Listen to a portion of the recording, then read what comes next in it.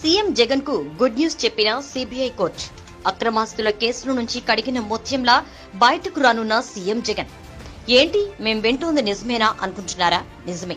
YS Jaganmohan Reddy 1,00,000 కోట్ల అవినీతి చేశారంటూ చంద్రబాబు అండ్ కో మొదటి నుంచి ఆయనపై అవినీతి ముద్ర వేయడానికి ప్రయత్నిస్తూ వచ్చింది. ఆయన అవినీతికి పాల్పడ్డాడంటూ గత 10 ఏళ్ల నుంచి ఆరోపణలు చేయటమే కాని ఆయన తప్పు చేసినట్టు ఎక్కడా ఏ కోర్టు ఇప్పటి వరకు చెప్పింది లేదు. ప్రతిపక్షాలు మాత్రం జగన్ ను రాజకీయంగా దెబ్బతీసి తాము ఎదిగేందుకు ఇలాంటి కుట్రలు చేస్తూనే ఉన్నాయి. అప్పటి కాంగ్రెస్ ప్రభుత్వంతో కలిసి చంద్రబాబు కక్షపూరితంగా ఈ కేసులు పెట్టిన విషయం అందరికీ తెలిసిందే. అంతేకాకుండా ఎటువంటి తప్పు చేయని జగన్ ను 16 నెలల పాటు జైల్లో కూడా పెట్టించారు. రాజశేఖర రెడ్డి అధికారాన్ని అడ్డు పెట్టుకుని జగన్ 1,00,000 కోట్లు దోచేశాడని ప్రజల్లో ఆయనపై అవినీతి మరక వేసేందుకు ప్రయత్నాలు చేశారు.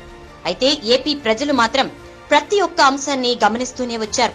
ఇక ఈ కేసును చూపిస్తూ జగన్ ఆస్తులను చాలా వరకు ఈడీ గతంలో అటాచ్ చేసింది. అయితే అవినీతి కేసుల విచారణ సిబిఐ కోర్టులో జరుగుతున్న విషయం తెలిసిందే. ఇప్పుడు జగన్ కంపెనీల్లో పెట్టుబడులకు సంబంధించి విచారణ జరుగుతోంది.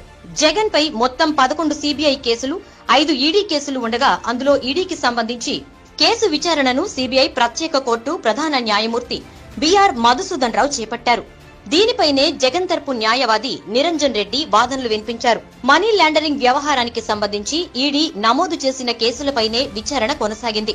పెట్టుబడులకు సంబంధించి ఏ ఒక్క వ్యక్తి కూడా జగన్ కు వ్యతిరేకంగా ఫిర్యాదు చేసింది లేదని నిరంజన్ రెడ్డి కోర్టుకు తెలిపారు. ఓ రాజకీయ నాయకుడు రాసిన లేఖను సుమోటోగా తీసుకుని జగన్ పై ఈ కేసులు బనాయించారని ఆయన చెప్పారు. ఇక సిబిఐ విచారణలో కూడా ఇదే తేలిందని ఆయన చెప్పారు. ఈ కేసులో సిబిఐ సాక్ష్యాలు అని పేర్కొన్న ఏ ఒక్కరూ కూడా జగన్ పై వ్యతిరేకంగా వాంగ్మూలం ఇచ్చింది లేదన్నారు. పెట్టుబడులకు సంబంధించి ఛార్జ్ షీట్ లో తన పేరును అక్రమంగా చేర్చారని, దీని నుంచి తన పేరును తొలగించాలంటూ జగన్ దాఖలు చేసిన డిశ్చార్జ్ పిటిషన్లను నిరంజన్ రెడ్డి కోర్టుకు విన్నవించారు. జగన్ కంపెనీల్లోకి పెట్టుబడులు నిబంధనల ప్రకారమే వచ్చినట్టుగా న్యాయవాది పేర్కొన్నారు. సిబిఐ కోర్టు కూడా నిబంధనల ప్రకారమే వచ్చినట్టు అంగీకరించినట్టు సమాచారం. దీనిపై సాక్ష్యాలు కూడా లేవని కోర్టు కూడా అంగీకరించిందట.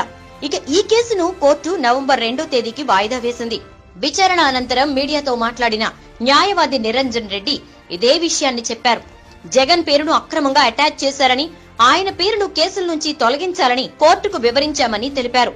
త్వరలోనే జగన్ పేరును కేసుల నుంచి సిబిఐ కోర్టు తొలగించవచ్చని ఆయన ఆశాభావం వ్యక్తం చేశారు.